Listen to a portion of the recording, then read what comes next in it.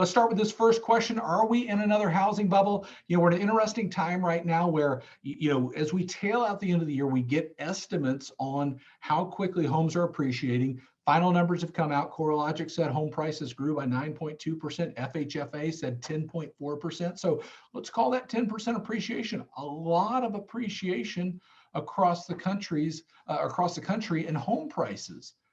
And it has people going, okay, this feels familiar. This feels like we've been down this road again. I understand all the things that happened and all that, but I haven't forgotten what happened in the housing crash.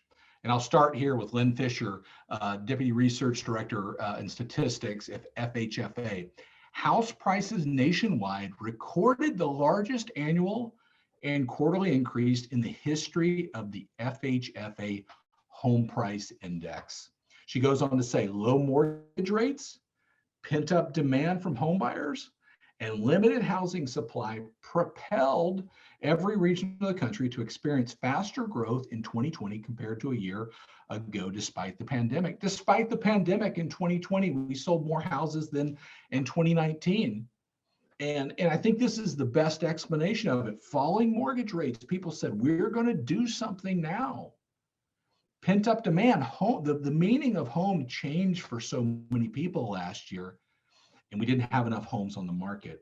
What is this all produced? It's produced a spike in prices.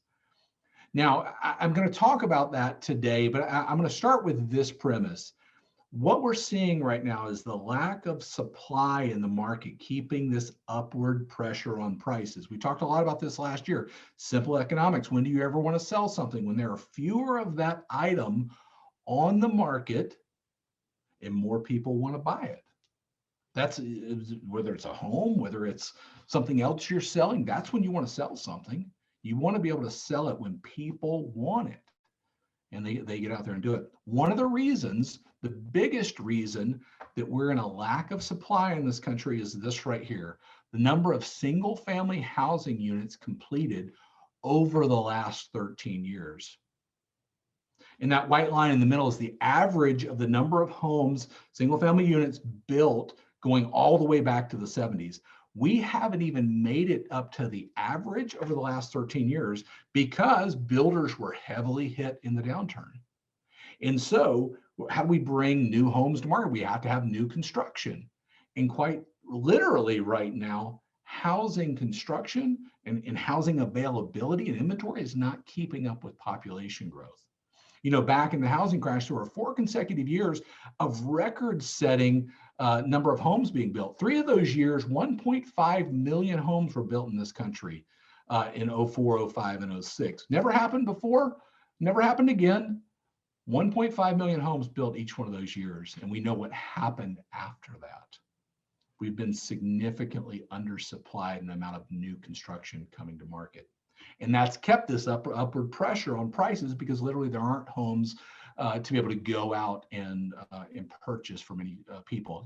We know the statistics around homes, and you know them better than I do in your local market, selling over list price, multiple offers, all the situations that are true about today's market.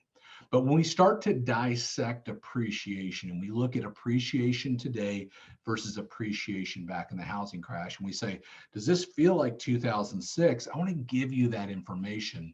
And this is a comparison of home price appreciation, the years leading up to 2006, as compared to the years leading up to today. And back then, the average appreciation of those 4 years was just over 10%. And we've seen average appreciation in the last 4 years, it's 6.3% most recently. Now, a lot of appreciation last year, not ignoring that or denying that, but nowhere near the year over year appreciation that we saw back then. And back then we would say we had runaway appreciation in this country. And we know what happened with that runaway appreciation. We fell off a cliff and the housing crash happened. Where we stand today is we have appreciation, not to the degree we had back then, but this lack of supply is causing this upward pressure on prices across the country. What's the other big difference today versus then? Our lending standards.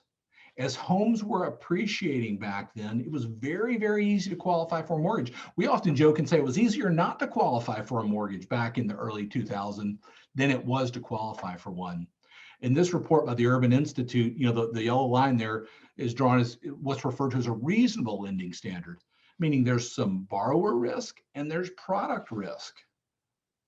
And what's happened since the housing crash? Product risk has been eliminated. The products that were around in subprime and Alt-A and whatever the name was that for that particular time and that particular product have gone away. No doc, no income verification, pick a pay. We could go on down the line of all the things that we know about the market back then. And today, even the borrower risk, the lending standard has gone dramatically down. And if you follow Keeping Current Matters, we talk about mortgage credit availability and how the pendulum swung. And we know that it's harder to get a loan. So when we look back at appreciation over that time, it was very, very easy to go out and get a loan, and people were buying more homes. Homes were appreciating. We were actually building more homes during that time. So we had more inventory coming to market, more people qualified, and more appreciation. That defies normal economics, and we're going to talk about that in a minute. But the question that a lot of people begin to say is, okay, I see that, I understand that it's gotten harder to get a loan. I understand the differences in appreciation, but what about the people that have equity? What about those that are tapping equity in their homes? Let's look at that real quick because we've just gotten the final numbers for 2020. If you look at the number of cash out refis between 05, 06, and 07, that number is $824 billion that were processed as cash out refinances. The last 3 years, $348 billion. Nowhere near what it was back then. Why is that? A lot of people learned their lesson back in the housing crash, and they said, we're going to handle our equity differently. If you followed Keeping Current Matters, one of the things you've heard me say is one of the biggest difference today versus the housing crash is equity. And if there was a silver lining of 2008, it is the equity position that many people have in their homes because they said, I don't want to go down that road again. And we know today, we can see very clearly people are handling their equity differently than they did back in the housing crash. Mark Fleming says it best this way.